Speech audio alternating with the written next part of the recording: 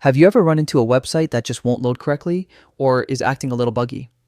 One of the easiest fixes is clearing the cache and cookies. But what if you don't want to lose data from all your sites?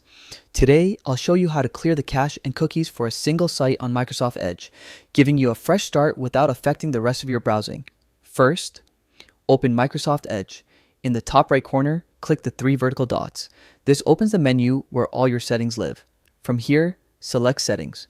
Once you're in Settings, look to the left-hand side and click on Privacy, Search, and Services.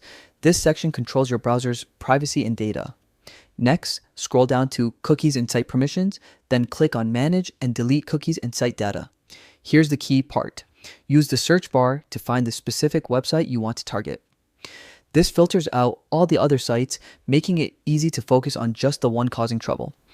Once you find it, click the small arrow next to its name to see more options, and then click the trash can icon.